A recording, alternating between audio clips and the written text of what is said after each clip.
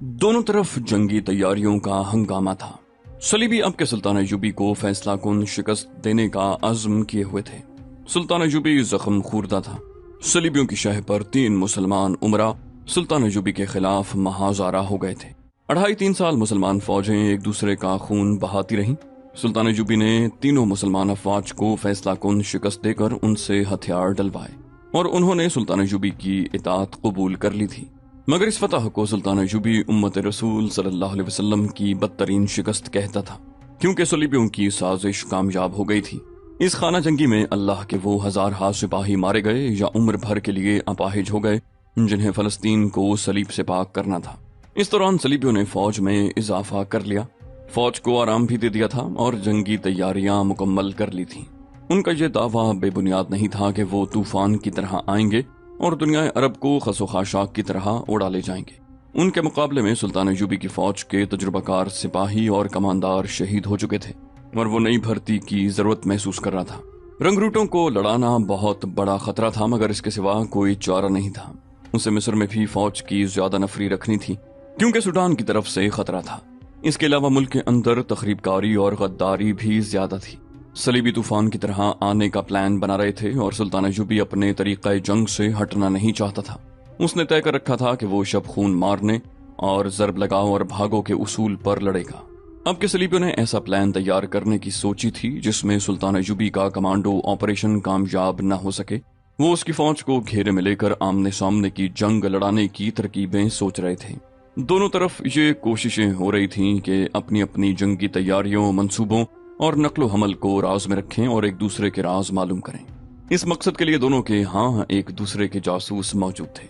सलीबी कमांडरों वगैरह को तो ये मालूम था कि उनके दरमियान सुल्तान अय्यूबी के जासूस मौजूद हैं, लेकिन रिमांड वाली त्रिपोली और दीगर सलीबी हुक्मरानों को ये मालूम नहीं था कि उनकी कॉन्फ्रेंस में 2 मुसलमान जासूस मौजूद हैं। पहले भी उनका जिक्र आ चुका है। एक मुसलमान राशिद चंगेज था और दूसरा फ्रांसीसी ईसाई विक्टर था।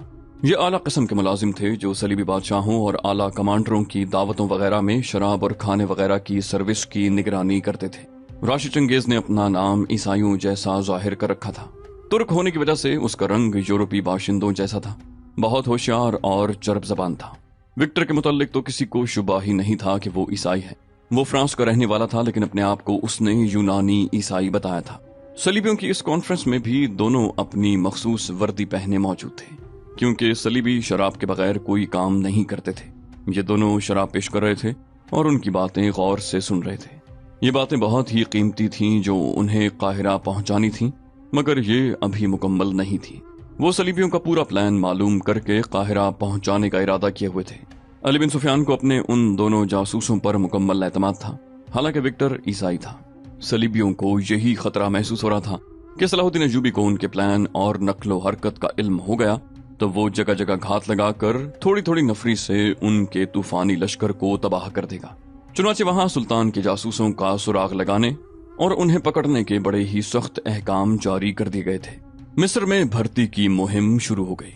2-3 फौजी दस्ते तरतीब दिए गए जो उन इलाकों के दौरों पर निकल गए जिनसे भर्ती मिल सकती थी। फौजी जाहो जलाल और जंगी मुजाहिरों और खेल तमाशों का इंतजाम किया गया। मस्जिदों के इमामों के लिए तेज रफ्तार कासिदों के जरिए सुल्तान अय्यूबी का ये पैगाम भेजा गया कि वो लोगों को जिहाद की अहमियत बताएं और उन्हें ये बताएं कि कुफ्फार पूरी ताकत के साथ आलम इस्लाम पर हमला आवर हो रहे हैं और ये भी कि क़िबला अव्वल कुफ्फार के कब्जे में है। इस सूरत में हर मुसलमान पर जिहाद फर्ज हो गया है। इमामों से कहा गया कि वो जवानों को मिस्र की फौज में भर्ती होने की तलकीन करें। मजहब और कौम के वक़ार के जज्बे से जवान साल आदमी भर्ती होने लगे। उनके जहनों में मकसद वाज़े था, मगर बहुत से जवान माल गनीमत के लालच से भर्ती हुए। ये देहाती इलाकों के लोग थे। उनके कानों तक इमामों की आवाज नहीं पहुंची थी।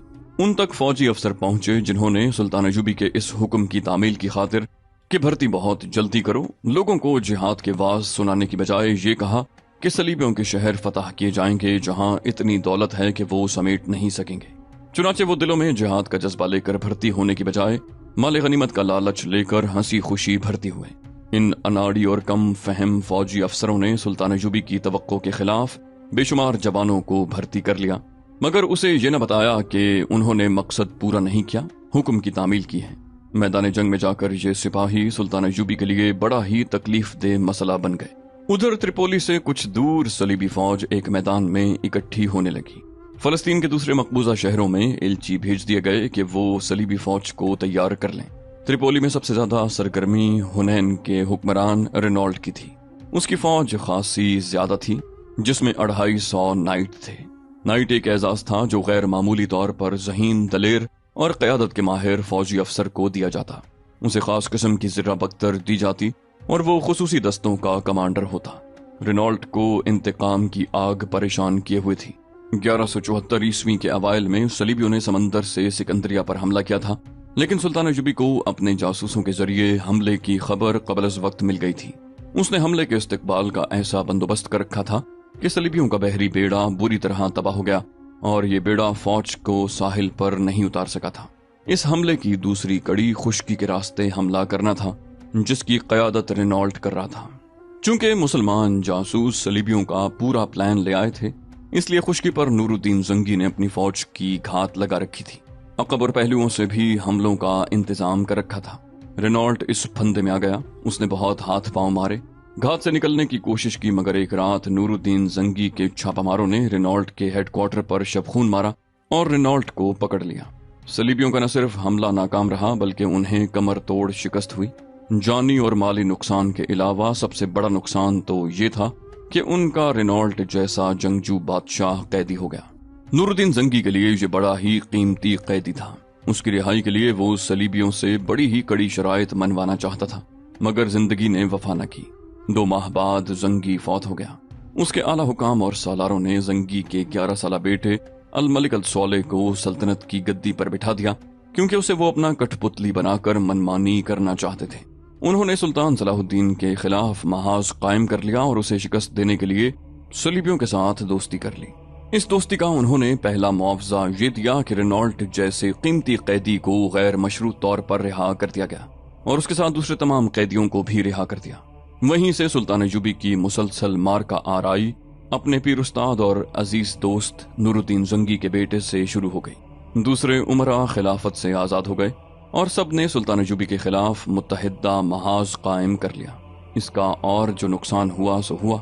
एक नुकसान अब सामने आया कि रेनॉल्ट, जिसे उन गद्दार मुसलमानों ने खैर सगाली के तौर पर या सलीबियों की दोस्ती हासिल करने के लिए रिहा कर दिया था, वो एक जंगी कुव्वत बनकर सुल्तान अयूबी के खिलाफ नहीं बल्कि आलम इस्लाम को तहे तेख करने के लिए फैसला कुन हमले के लिए आ रहा था।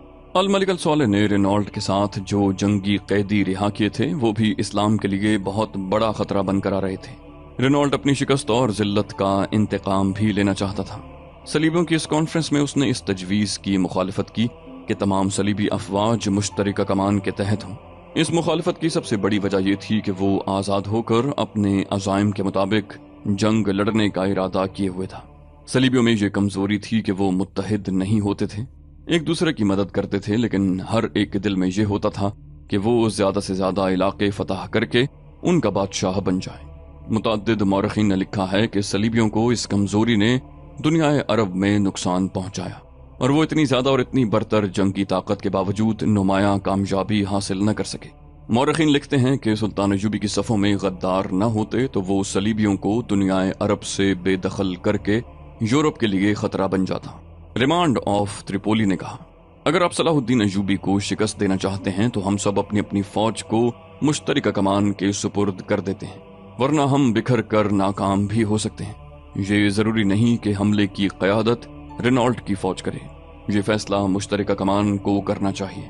रेनॉल्ट ने कहा, मैं आपसे अलग नहीं हूँ, लेकिन मैं किसी मुश्तरका कमान का पाबंद नहीं रहूंगा। मुझे अपनी शिकस्त का इंतकाम लेना है। नूरुद्दीन जंगी तो मर चुका है, मैं सलाहुद्दीन अयूबी को इसी तरह कैद में आप सबके सामने लाऊंगा जिस तरह जंगी मुझे कैद करके दमिश्क ले गया था, वरना तारीख हमेशा मुझ पर लानत भेजती रहेगी। मैं आपसे पूछता हूँ कि जिस वक्त जंगी ने मुझ पर शबखून मारकर मेरे दस्तों को बखेर दिया और उनसे हथियार डलवा लिए थे, उस वक्त आप में से किसने जंगी पर जवाबी हमला किया था? कौन मेरी मदद को पहुंचा? कोई नहीं। अब मुझे पाबंद न करें, मैंने इसी रोज के लिए फौज को तैयार किया था। मेरे इंतकाम का दिन आ गया है। मेरी फौज आपकी किसी भी फौज की राह में हायल नहीं होगी। जिसे भी मेरी मदद की जरूरत होगी उसे खतरा मोल लेकर भी मदद दूंगा, लेकिन मैं आप सबसे दरखास्त करता हूं कि मुझे पाबंद न करें। बाल्डविन ने कहा, नहीं करेंगे, हमारी आज की कॉन्फ्रेंस इब्तिदाई बातचीत तक महदूद रहेगी। इसमें हमने ये तय कर लिया है कि हमारी जमीन दोज कोशिशों से मुसलमानों की खाना जंगी ने उन्हें कमजोर कर दिया है और सलाहुद्दीन अय्यूबी इधर आने की बजाय मिस्र चला जाएगा। लिहाजा हमें बर्क रफ्तार और तूफानी किस्म का हमला करना है। हमने आज इस हमले का फैसला कर लिया है। अब 2-4 दिन हम सब फर्दन फर्दन सोच लें। हम में से जो भी गैर हाजिर हैं उन्हें भी बुला लें और एक दिन मुकर्रर करके हमले का प्लान तैयार कर लें। हमारी फौजें तैयार हैं। इस दौरान हरमन अपने शोबाए जासूसी को इतना ज्यादा सरगर्म कर दे कि जमीन की तहों में से भी सुल्तान सलाहुद्दीन अय्यूबी के जासूसों को निकाल कर कैद कर दे और यहाँ के मुसलमानों पर कड़ी नजर रखे। हर मुसलमान घराने और हर मुसलमान फर्द की रोजमर्रा हरकत को भी देखे। हमारी अफवाज का इज्तिमा यहीं शुरू हो गया है, जिसे छुपाया नहीं जा सकता।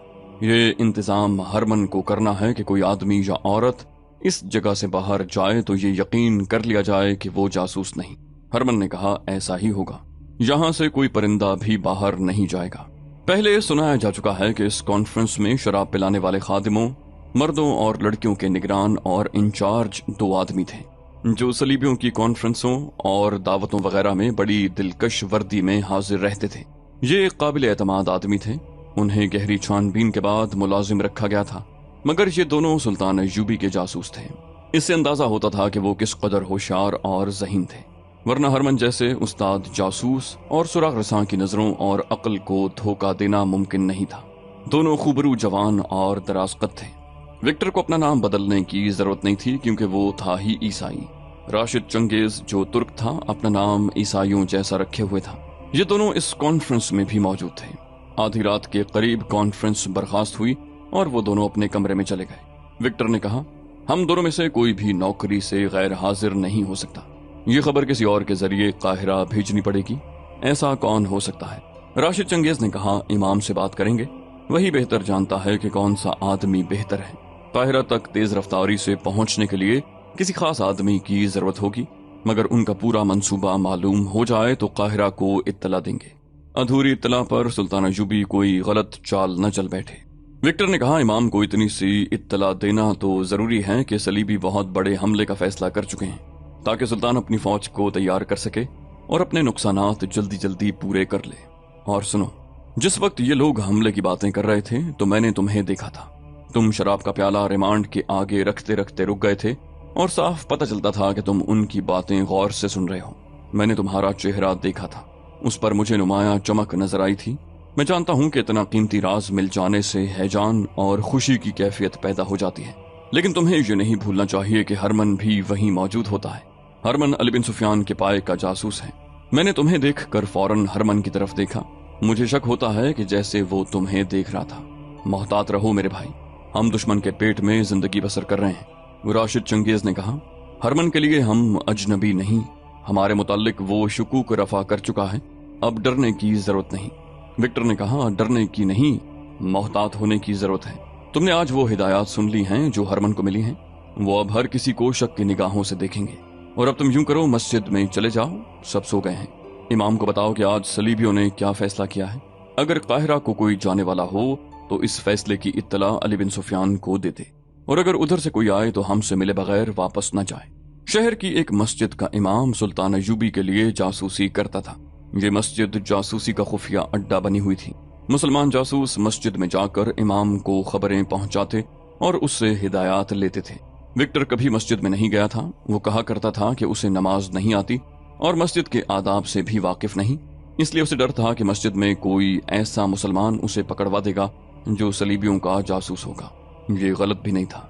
सलीबियों के मुखबरों में मुसलमान भी थे जो मस्जिदों में जाने वाले नमाजियों पर भी नजर रखते और उनकी बातें गौर से सुनते थे। वो अक्सर मुसलमानों को गिरफ्तार कराते रहते थे। राशिद चंगेज ने चूंकि अपने आप को ईसाई जाहिर कर रखा था, इसलिए वो दिन के दौरान मस्जिद में नहीं जाता था। सलीबी कमांडरों वगैरह की शबीना दावतों से फारिग होकर अगर जरूरत पड़े तो आधी रात के बाद इमाम के घर जाता था, जो मस्जिद के बिल्कुल साथ मिला हुआ था। उसका एक दरवाजा मस्जिद के सहन में खुलता था। राशिद चंगेज ने कपड़े बदले, चुगा और इमामा पहना, मसनूई दाढ़ी चेहरे पर बांधी और कमरे से निकलकर अंधेरे में गायब हो गया। हुक्म के मुताबिक उसे दाढ़ी उस तरह से साफ करानी पड़ती थी। अपने मिशन पर जाने के लिए उसने ऐसी मसनूई दाढ़ी बना रखी थी जो फौरन लगाई और उतारी जा सकती थी। उन दिनों वहां रात को भी रौनक रहती थी। रिमांड की अपनी फौज के अलावा रेनॉल्ट भी अपने बहुत से अफसरों के साथ वहां गया हुआ था। उसके चंद एक दस्ते भी थे। ये फौजी अफसर और दीगर सलीबी कमांडर रातें ऐशो इशरत में गुजारते थे। पेशेवर औरतों की चहल पहल लगी रहती। आला हुकाम की बीवियां और दाश्ता औरतें भी उनके साथ थीं। वहां ये भी पता नहीं चलता था कि कौन सी औरत किसकी बीवी है। औरतों की आर्जी और मुस्तकिल खरीदो फरोख्त भी होती रहती। राशिद चंगेज अपने कमरे से निकला तो उसे छुप कर जाने में बहुत दुश्वारी हुई। कमरों और खैमों के अंदर तो तूफान बदतमीजी बपा था ही, बाहर भी कहीं कहीं उसे कोई बदमस्त जोड़ा नजर आ जाता, जिससे बचकर उसे रास्ता बदलना पड़ता। आखिर वो खतरे के इलाके से निकल गया और शहर की गलियों में दाखिल हो गया। फिर वो मस्जिद के दरवाजे तक पहुंच गया। वो जब इधर उधर देखकर मस्जिद में दाखिल होने लगा तो उसने दबे दबे कदमों की आहट सुनी जो गली में उठी और मोड़ पर खामोश हो गई। राशिद चंगेज ने उस पर गौर किया, लेकिन ये समझकर अपने आप को तसल्ली दी कि कुत्ता होगा और ये आहट वहम भी हो सकती है। वो मस्जिद के सहन में गया और इमाम के दरवाजे पर मखसूस दस्तक दी। दरवाजा खुला। राशिद चंगेज अंदर चला गया और इमाम को सारी रिपोर्ट दे दी। चंगेज ने कहा, सलीबियों की ज्यादातर फौज यहाँ जमा होगी। ये रेनॉल्ट की फौज होगी। यहाँ की फौज तो पहले ही यहाँ मौजूद है। काहिरा तक इस फौज के कूच और अजाइम की इत्तला तो पहुंच ही जाएगी। अगर हम कोशिश करें तो इस फौज को कूच से पहले कुछ नुकसान भी पहुंचा सकते हैं और इसके कूच को इल्तिवा में डाल सकते हैं। इमाम ने कहा, तुम्हारा मतलब ये है कि छापामारों से कहा जाए कि वो फौज की रसद को नजर आतिश कर दें? मैं ये काम करा सकता हूँ, लेकिन कराऊंगा नहीं। तुमने ऐसे कई वाकयात सुने होंगे कि जिस मकबूजा शहर में हमारे छापामारों ने सलीबी फौज को नुकसान पहुंचाया, वहां के मुसलमान बाशिंदों के लिए जिंदगी दोजख से बदतर बना दी गई। घर घर तलाशी हुई, हमारी मस्तूरात की बेइज्जती हुई, हमारी जवान बेटियों को सलीबी पकड़ ले गए। कैद और कत्ल का जालिमाना सिलसिला शुरू हो गया। मैंने अपने कासिद के जरिए सुल्तान अयूबी तक ये मसला पहुंचाया था। सुल्तान मोहतरम ने मेरी तवक्को के बिल्कुल मुताबिक जवाब भेजा है। उन्होंने फरमाया है कि मुसलमान बाशिंदों की इज्जत, जान और माल की खातिर किसी शहर में खुफिया तबाहकारी न की जाए। दुश्मन की रसद को उसकी फौज के साथ आने दिया जाए। उसे मेरे छापामार मैदान जंग में नहीं आने देंगे। चंगेज ने कहा, मैं आपको मुकम्मल इत्तला 2-4 दिनों में दे सकूंगा। अब आप और ज्यादा मोहतात हो जाएं। यहाँ के सुराग रसां गैर मामूली तौर पर सरगर्म हो गए हैं। वो अब यहाँ के जानवरों और परिंदों को भी शक्की निगाहों से देखेंगे। ये तय करके कि एक आदमी को सुबह काहिरा रवाना कर देंगे, चंगेज मस्जिद से निकला। वो चोरी छुपे नहीं चल रहा था ताकि कोई शक न करे। वो गली का मोड़ मुड़ा तो उसे फिर किसी के कदमों की दबी दबी आहट सुनाई दी। उसने घूम कर देखा। गली तारीक थी, उसे कुछ भी नजर नहीं आया। अब के ये वहम नहीं था। वो आगे चल पड़ा। अपने ठिकाने के करीब जाकर उसने मसनूई दाढ़ी उतार कर कपड़ों में छुपा ली। उसके कपड़े ऐसे थे जो कोई शक पैदा नहीं करते थे, क्योंकि ऐसे कपड़े ईसाई भी पहनते थे।